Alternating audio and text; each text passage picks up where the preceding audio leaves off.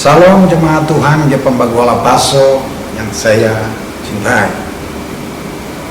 Tak terasa sudah 2 minggu kita tidak bertemu untuk beribadah di rumah Tuhan atau di gedung gereja secara bersama. Memang kita tahu bersama bahwa virus corona lah atau COVID-19 adalah penyebabnya. Dan pada saat ini sedang mengamuk, menyerang, bahkan membunuh banyak manusia hampir di seluruh negara di dunia ini termasuk Indonesia.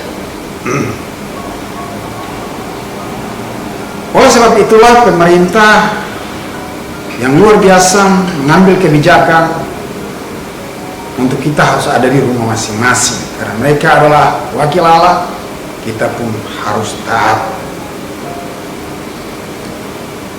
Di perayaan peringatan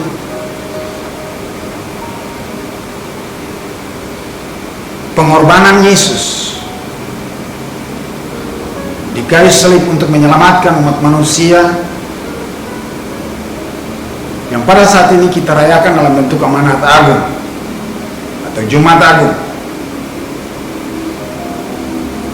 Mari kita sama-sama akan melihat firman Tuhan di dalam Yesaya pasal 55 ayat 6 sampai ayat 9. Namun sebelumnya mari kita berdoa lebih dulu jemaat Tuhan. Mari kita tunduk kepala dan kita berdoa. Tuhan Yesus, oleh kasih karunia-Mu kami ada sampai saat ini. Tantangan yang begitu luar biasa lewat virus corona yang membuat orang takut sana sini. Tapi kami mengucap syukur bahwa kami dilindungi dan dipelihara. Dan pada saat ini kami sama-sama berada, yang sekalipun di dalam rumah bersama keluarga, kami memeriahkan akan Jumat Agung, yaitu pengorbanan-Mu, kasih-Mu bagi kami. Oleh sebab itu kami akan mendasari akan ibadah kami dengan firman Allah. Berbicara bagi kami Aba dalam nama Yesus. Kami siap untuk mendengarnya. Haleluya. Amin. Kita sama-sama membuka di dalam Alkitab kita. Di dalam Yesaya pasal 55 ayat ke-6 sampai ayat ke-9, demikian firman Tuhan. Carilah Tuhan selama Ia berkenan ditemui, berserulah kepadanya selama Ia dekat. Baiklah orang fasik meninggalkan jalannya, dan orang jahat meninggalkan rancangannya. Baiklah ia kembali kepada Tuhan, maka Dia akan mengasihaninya, dan kepada Allah kita, sebab Ia memberi pengampunan dengan limpahnya. Sebab rancanganku bukanlah rancanganmu, dan jalanmu bukanlah jalanku. Demikianlah firman Tuhan. Seperti tingginya langit dari bumi, demikianlah tingginya jalanku dari jalanmu, dan rancanganku dari rancanganmu. Jemaat Tuhan yang berbahagia, dari pembacaan kita melihat ada 3 hal penting yang merupakan berkat untuk kita di Jumat Agung ini. Yang pertama adalah Allah merancangkan komunitas sorga harus ada di bumi. Yang kedua adalah puncak rancangan dan jalan Tuhan untuk menyelamatkan manusia di bumi. Dan yang ketiga, jalan dan rancangan manusia yang sangat berbeda dengan rancangan dan jalan Allah. Kita akan lihat bersama satu demi satu. Allah merancangkan komunitas sorga ada di bumi. Tujuannya adalah untuk mereka berkuasa mengatur akan dunia atau bumi yang Tuhan ciptakan. Namun saya mau katakan bahwa sebelum manusia itu Adam dan Hawa yang adalah manusia pertama, Allah ciptakan untuk menempati bumi dan berkuasa atas dunia ini. Allah sudah lebih dahulu melemparkan Lucifer yang adalah pemberontak melawan Allah untuk ada di bumi Dan ketika dia di bumi, dia digelar atau disebut iblis dan setan. Dan Allah memberikan kesempatan untuk dia membangun kerajaan dan sistem pemerintahnya di bumi. Dan ketika Allah menciptakan manusia, itu Adam dan Hawa, dan taruhkan di bumi di Taman Eden dengan segala aturan-aturan hukum, undang-undang, dan ketetapan-ketetapan. Tetapi dengan liciknya si iblis datang untuk merusakkan akan komunitas yang paling pertama ini. Mereka merusakkan sehingga pada akhirnya manusia tidak lagi berkenan kepada Allah. Bahkan manusia, Adam dan Hawa, diusir dari Taman Eden, dari hadirat Allah. Padahal yang Allah inginkan adalah komunitas itu harus hidup dan ada. Dan mereka di bumi, tapi mereka menikmati surga itu nyata. Seperti di dalam Matius pasal yang ke-6 ayat yang ke-10. Datanglah kerajaanmu, jadilah kehendakmu di bumi seperti di surga. Itu rancangan Allah. Dan di dalam keterpisahan antara manusia dengan Allah dan Allah dengan manusia karena dosa, rancangan Allah tetap jalan. Tapi saya mau katakan, saya mau bilang untuk kita semua jemaat Tuhan, bahwa jangan kita menganggap dosa itu adalah satu hal yang biasa, sehingga kita berkata bahwa iya, di waktu kita bersalah, di waktu kita berdosa, kita katakan iya, saya bersalah, saya berdosa. Nah, ketika kita sadar dan kita datang kepada Tuhan berdoa dan kita menganggap itu sudah selesai, saya mengatakan ketika kita berbuat dosa, itu kuasa kerja dosa itu luar biasa, merusak tatanan saraf tubuh manusia, sehingga manusia tidak lagi menguasai diri untuk bisa kembali berhubungan dengan Allah. Kuasa dosa sangat jahat, sangat jahat.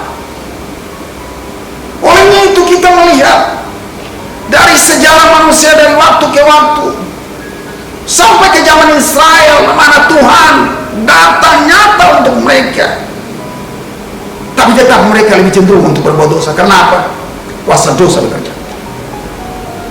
Olehnya itu saya mau katakan untuk jemaat Tuhan, jangan main-main dengan dosa.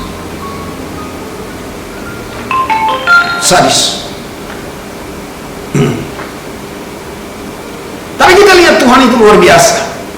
Nah, ketika umat Israel yang merupakan salah satu bangsa yang Tuhan pilih untuk Tuhan membangun mereka sebagai kerajaan iman, untuk bisa memperkenalkan Allah untuk manusia dan manusia bisa kembali kepada Allah, seperti yang kita bacakan di dalam Yesaya.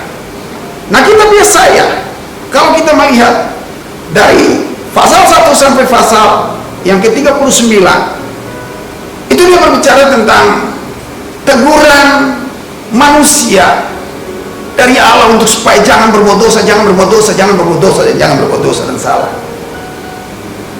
Kenapa? Akibatnya sangat mengerikan. Dan pada waktu itu dikatakan bahwa ketika mereka berbuat dosa, malah petaka sudah ada di depan. Itu Asur siap untuk menyerang dan membunuh mereka. Dan apa yang terjadi? Di pasal yang ke-40 sampai ayat yang pasal yang ke-55, yang terjadi adalah karena mereka tidak taat, yang pada akhirnya mereka diperangi, dibunuh, bahkan dibawa ke pembuangan di Babel sana, ditawar, disiksa. Nah, ketika mereka di Babel, barulah mereka sadar, itulah manusia. Biasanya kalau udah menderita baru sadar. Sehingga di dalam Mazmur pasal 137 ayat 1 sampai ayat yang ke-4, di situ mereka sadar. Dan biasanya kecapi yang mereka pakai untuk memuji Tuhan dengan kecapi mereka gantungkan di pohon gandarusa. Dalam hal orang Asur sendiri menginginkan mereka menyanyikan nyanyian baru nyanyian sukacita, nyanyian dari Sion kepada mereka, itu orang asuh. Tetapi apa yang terjadi? Nah, itulah manusia.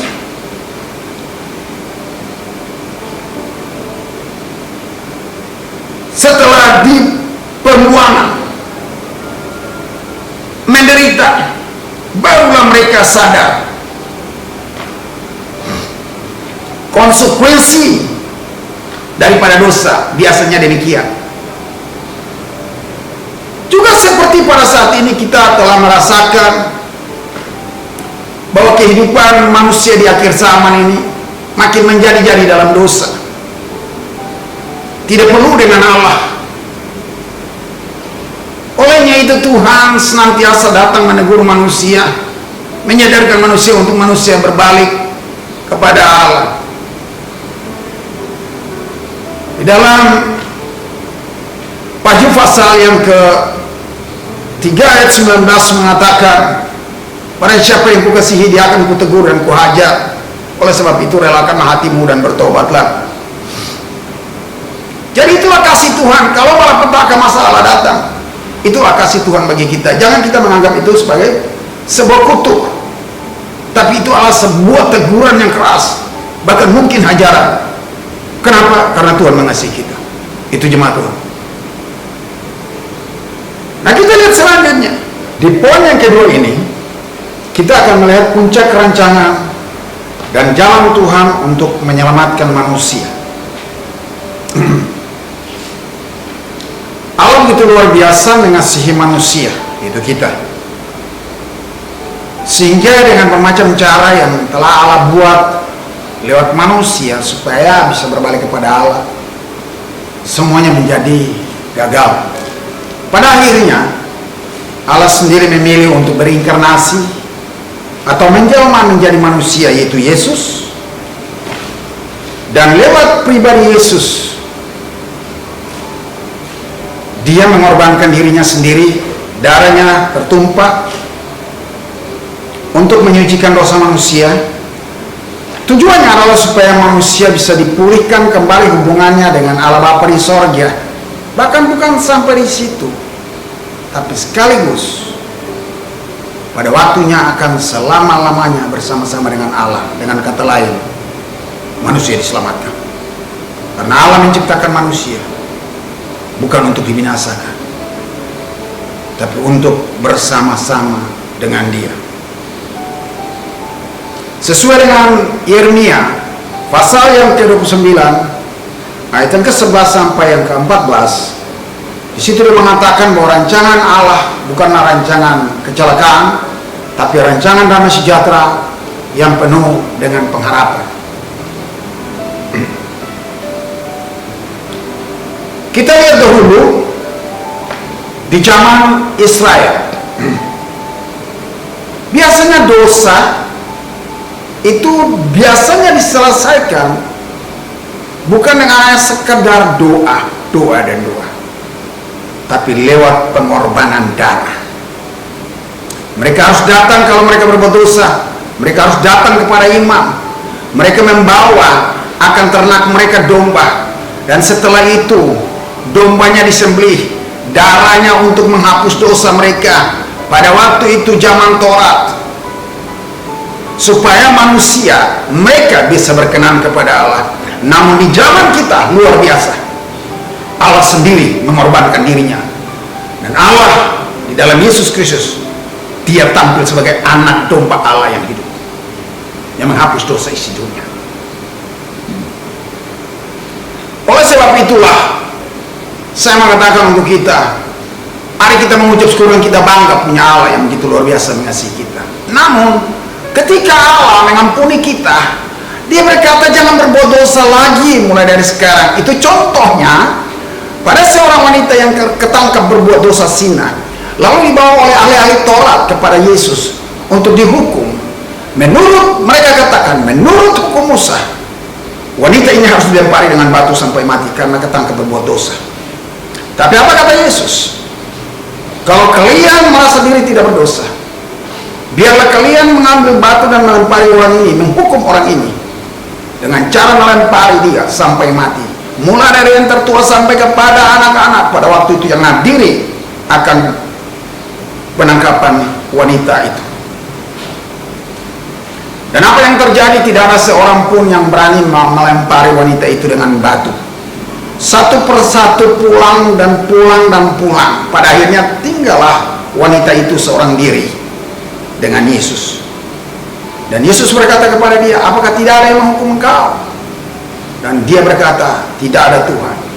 Dan Yesus berkata untuk dia, aku pun tidak menghukum engkau. Namun, mulai dari saat ini, pergilah, jangan berbuat dosa lagi. Nah itu, pesan itu atau perintah itu bukan hanya untuk wanita. Tapi wanita ini adalah gambaran gereja Tuhan, mewakili gereja Tuhan sedunia ini, orang percaya di dunia ini, bahwa kalau Allah sudah mengampuni kita, jangan lagi kita bermain-main dengan dosa, karena kita akan terpisah dari Allah dan sangat dibenci Allah. Di dalam Roma pasal yang ke-8 ayat 5, orang yang hidup dalam daging, ayat 5-6, orang yang hidup dalam daging tidak berkenan kepada Allah. Di dalam Yakobus pasal 4 ayat 4, orang yang bergaul dengan daging, dengan dunia, menjadi musuh Allah. Saya pastikan kita semua tidak mau menjadi musuh Allah. Saya pastikan bahwa kita semua mau menjadi orang yang berkenan kepadanya. Wow, luar biasa.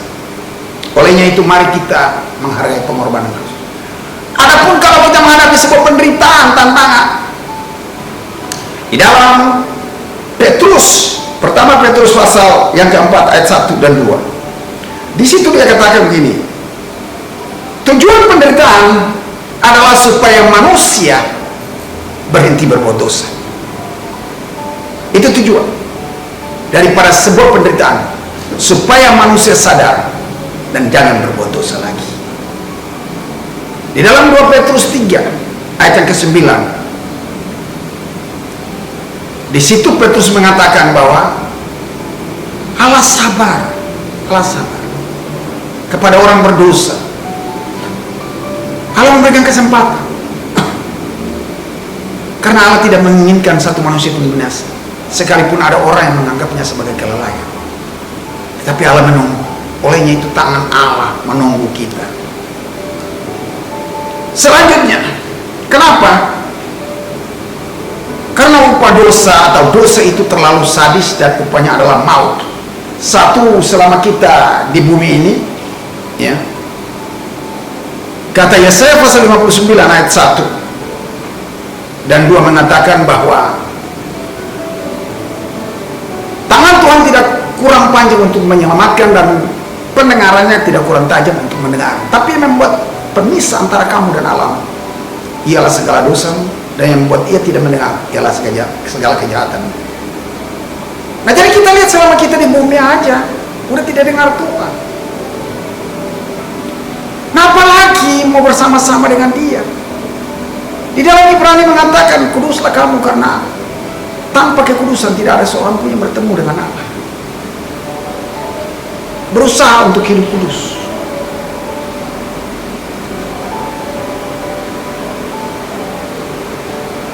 Kita lihat sekarang ini kita sedang masuk dalam salah satu situasi yang sangat menegangkan, menakutkan, membingungkan. Apa? Virus corona. Tapi saya mau katakan, sebelum virus corona ini muncul, itu sudah terjadi bermacam-macam fenomena, ya. Tujuannya apa? Untuk menyadarkan manusia supaya manusia kembali kepada Allah. Tapi manusia lebih cenderung untuk hidup menurut dagingnya, yang pada akhirnya datanglah virus corona. Dan saya mau katakan untuk jemaat Tuhan bahwa Tuhan bekerja sama dengan virus corona untuk membuat manusia sadar dan harus berbalik kepada Allah. Di satu sisi, waktu permasalahan ini terjadi, ada rasa was-was, rasa ngeri, rasa takut bahkan. Tapi ketika saya berbalik kepada Tuhan, firman Tuhan, di situ ada keberanian. Yang sekalipun dengar ada masalah lagi, kematian sana sini, rasa takut. Tapi ketika kembali kepada Tuhan, rasa keberanian itu ada. Kenapa? Karena saya percaya bahwa saya telah dimateraikan daging saya dengan materai Allah yang hidup. Demikian pun juga jemaat Tuhan, saya mengatakan untuk engkau, pastikan bahwa di dahimu ada materai Allah yang hidup, yaitu darah Yesus, firman dan Roh Kudus terjadi dalam nama Yesus. Pastikan bahwa engkau adalah orangnya, orang-orang kerjaan Allah bersama kami, bersama kita semua. Allah tidak inginkan satu manusia itu binasa. Olehnya itu virus corona untuk membuat orang berbalik. Ketika saya membuka WA untuk menonton video-video, di satu sisi saya menonton video yang mengerikan, saya rasa takut.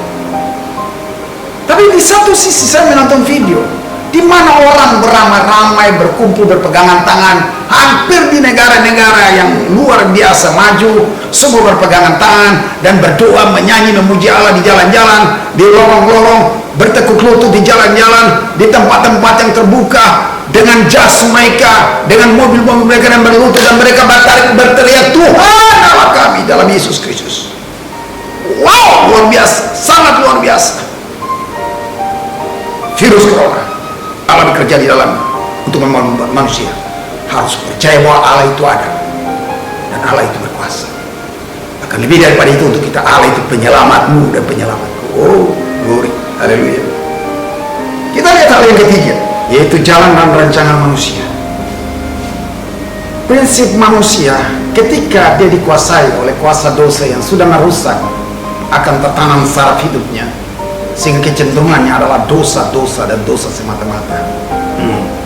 Yang pada akhirnya manusia cenderung untuk memikirkan dirinya sendiri, atau dengan kata lain, maunya hidup dagingnya itu enak, tidak mau diutak-atik. Manusia maunya enak, maunya serba instan. Contoh salah seorang yang di dalam Alkitab yang bersama-sama dengan Tuhan Yesus, makan, minum, tidur bersama, berjalan bersama, bersandar gurau bersama, menikmati lemparan batu dan juga kejaran dari orang-orang Farisi bersama. Namanya siapa? Yudas Iskariot. Dan di dalam organisasi Tuhan pada waktu itu, dia adalah seorang pengurus inti juga, yaitu pemegang uang atau bendahara. Nah, begitu luar biasa berjalan dengan Tuhan, begitu luar biasa, semuanya serba ajaib, mujizat dan lain-lain sebagainya. Tapi kecenderungannya untuk mau mencuri dan mencuri, mau untuk berbuat dosa, mau untuk melakukan yang menyenangkan dia, kepentingan diri sendiri. Nah, itulah salah satu contoh manusia memilih jalan sendiri, padahal ada bersama-sama dengan Yesus adalah jalan, kebenaran dan hidup. Tapi dia lebih memilih jalan. Dan peristiwa bukan saja terjadi pada Yudas pengikut Yesus pada waktu itu, bahkan menjadi contoh untuk semua orang percaya. Tapi malah roh Yudas itu masih berjalan, masih ada di dalam gereja-gereja sampai pada saat ini, yaitu orang percaya. Tapi mari kita kembali kepada Tuhan. Kalau kita bacakan ayat yang ke-6, carilah Tuhan selama ia berkenan ditemui, berserulah kepadanya selama ia dekat. Wow, ini luar biasa. Manusia di dalam perjalanannya yang menyangka ujungnya atau lurus jalannya dan ujungnya adalah yang menyelamatkan, tetapi kata Amsal, ujungnya menuju maut.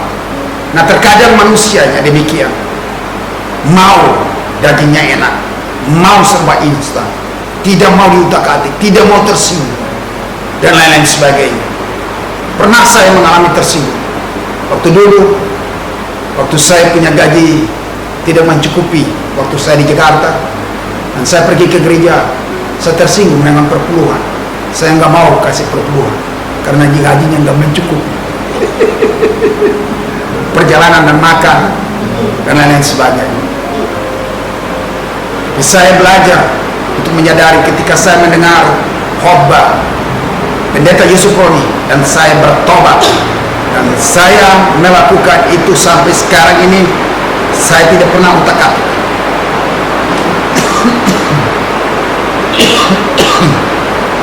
Akan punya Tuhan itu, yaitu perpuluhan. Saya tidak mau mengambil jalan sendiri. Nah, kita lihat hal yang lain. Manusia, padahal Yesus sudah bersama-sama dengan mereka, dan di dalam perjalanan Yesus sudah memberitahukan bagi mereka bahwa dia akan menderita, mati karena dosa kita. Dia datang ke dunia ini adalah dengan misi untuk menyelamatkan manusia, tapi dengan caranya adalah dia harus menderita, darahnya dicucurkan, tubuhnya dicabik-cabik. Oleh sebab itulah kenapa sampai kita melakukan perjamuan kudus di Jumat Agung, dan juga di setiap kali, sesuai dengan firman Tuhan mengatakan, setiap kali kamu melakukannya, kamu mengingat akan hari penderitaan.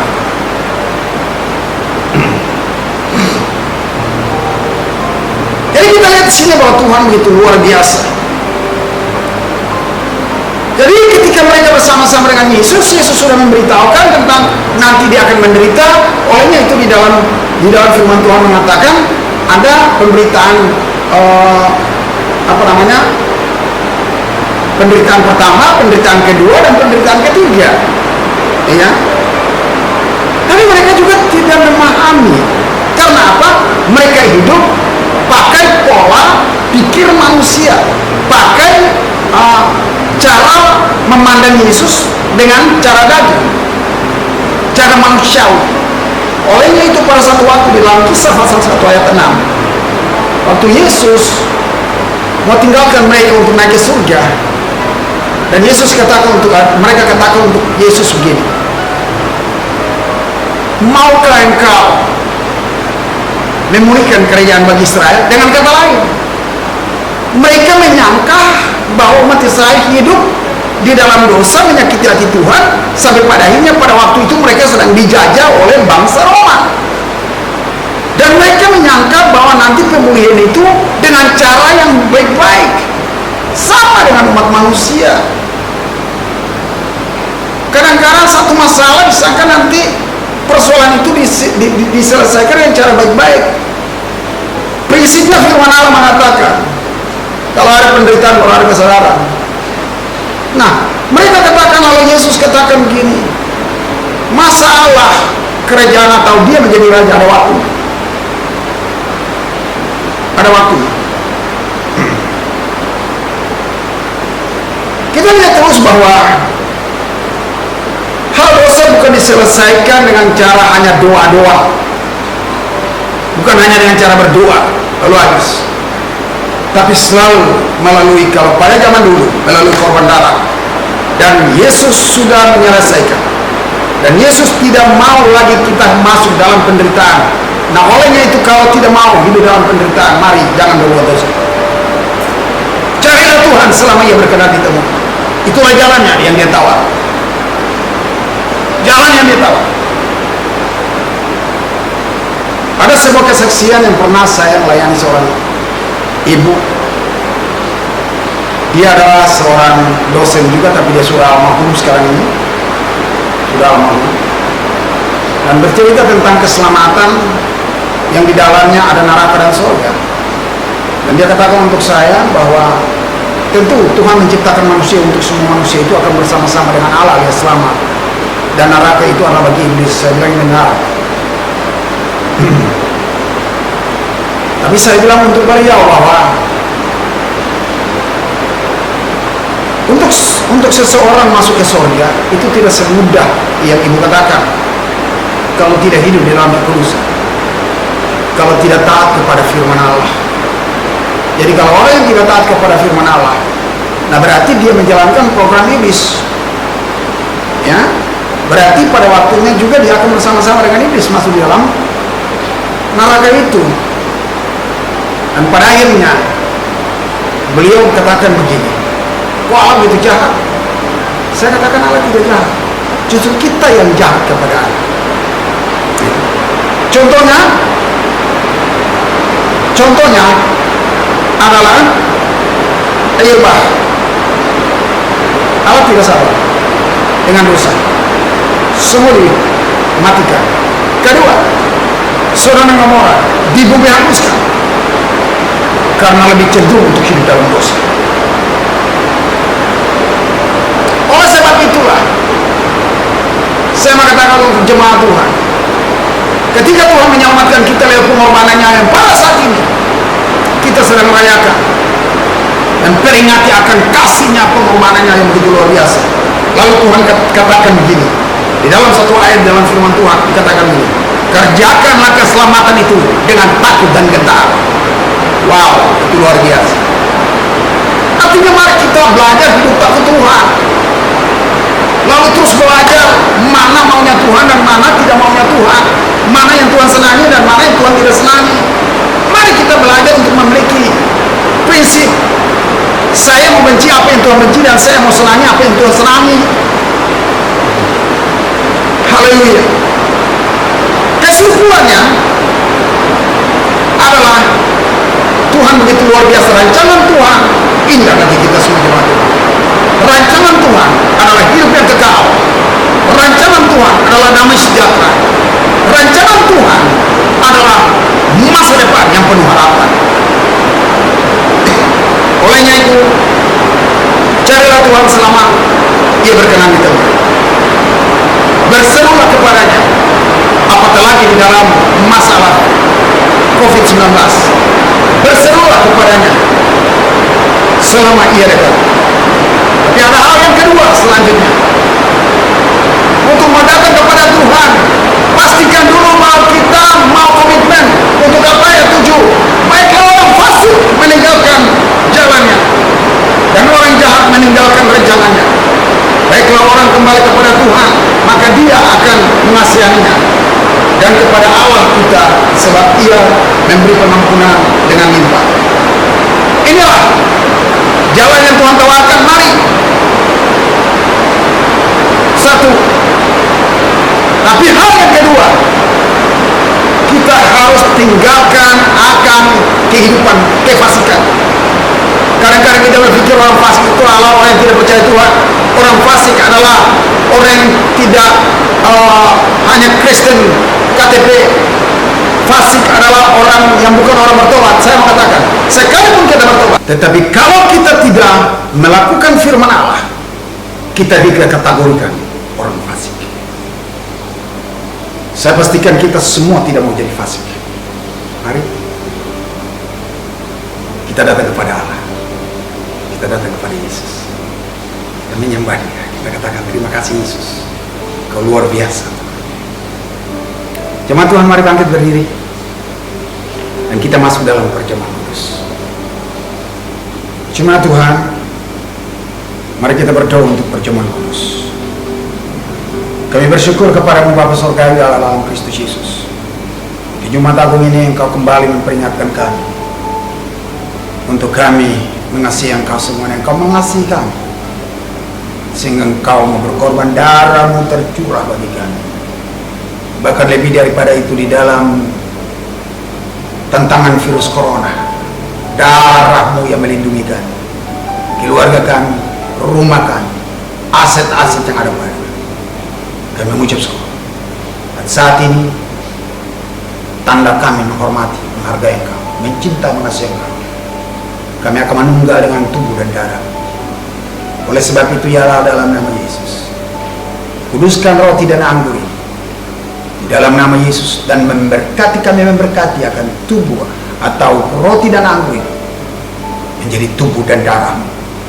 Dan ketika kami makan, kami boleh menikmati akan kuasa tubuh-Mu yang kembali menghidupkan segala fungsi tubuh kami menjadi sehat, normal, kuat, hidup untuk mempermuliakan Engkau. Demikian pun juga anggur Tuhan, kami memberkatinya Tuhan menjadi darah Tuhan, darah perjanjian, darah pengampunan dosa, darah yang memeteraikan kami menjadi milik-Mu Tuhan, darah yang menyelamatkan kami, darah yang mengcover kami, darah yang membuat kami berjalan dalam kemenangan lepas kemenangan. Kami mengucap syukur dan kami siap untuk menunggal dengan tubuh dan darah-Mu dalam nama Yesus. Amin. Jemaat Tuhan, mari kita mengambil roti yang sudah ada, yang sudah siap pada keluarga kita masing-masing, dan silakan bagi kepada anggota keluarga. Dan setelah itu mari kita siap untuk menunggal dengan tubuh Yesus. Sebelumnya kita akan baca firman Tuhan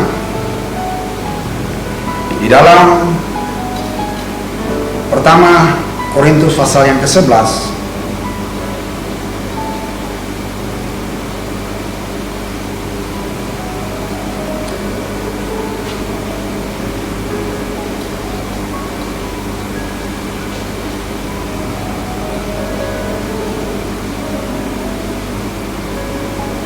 Kita lihat ayat yang ke-23 dan seterusnya.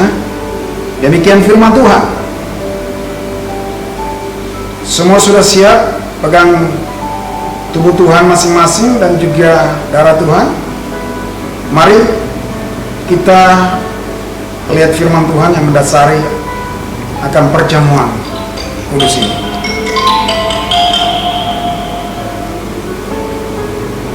Sebab apa yang telah kuteruskan kepadamu telah aku terima dari Tuhan, yaitu bahwa Tuhan Yesus pada malam waktu Ia diserahkan mengambil roti, dan sesudah itu Ia mengucap syukur atasnya.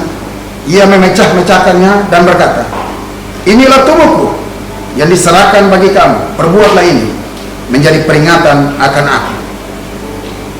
Jemaat Tuhan, angkatlah roti yang engkau imani bahwa itu adalah tubuh Tuhan.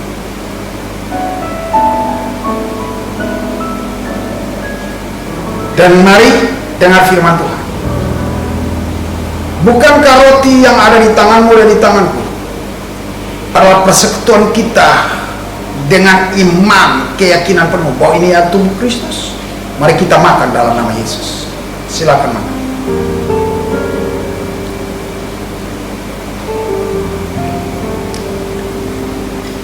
Demikian pun juga Ia mengambil cawan sesudah makan, lalu berkata, cawan ini adalah perjamuan, perjanjian baru yang dimateraikan oleh darahku. Perbuatlah ini setiap kali kamu meminumnya menjadi peringatan akan aku. Angkatlah cawanmu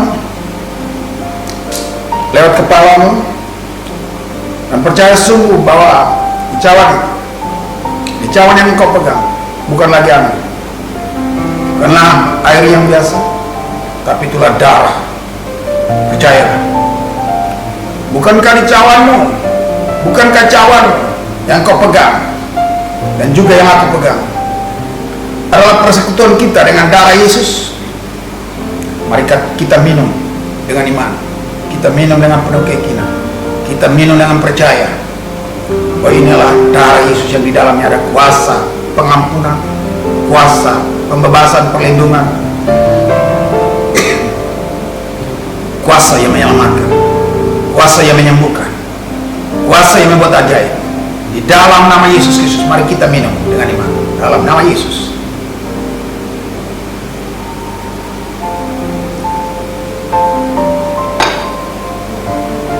Mari kita berdoa. Tuhan Yesus, kami sangat bersyukur kepadamu. Perintah-Mu kami telah melakukannya, yaitu masalah perjamuan kudus, persekutuan dengan tubuh dan darah-Mu. Kau berkata bahwa setiap kali kamu melakukannya, kamu memperingati akan hari pengorbanan. Terima kasih Tuhan. Kami memperingati di Jumat Agung ini Tuhan. Kami telah menunggu dengan tubuh dan darah yang di dalamnya ada kuasa yang luar biasa melindungi kami, menyehatkan kami, dan mengusir segala roh ketakutan daripada kami. Haleluya. Karena kami adalah anak-anak-Mu, dan Engkau telah, oh Tuhan, haleluya, mengcover kami, memproteksi kami dengan kuasa firman dan darah-Mu. Darah-Mu mengcover kami, keluarga kami, istri, suami, anak-anak kami, bahkan handai tulang kami yang di luar Ambon. Tuhan, kuasa firman, kuasa darah melindungi mereka juga. Terima kasih Tuhan, kami mengucap syukur karena Tuhan telah memberkati kami dengan tubuh dan darah dan menyelamatkan kami. Haleluya, amin. Jemaat Tuhan, mari kita menerima berkat Tuhan.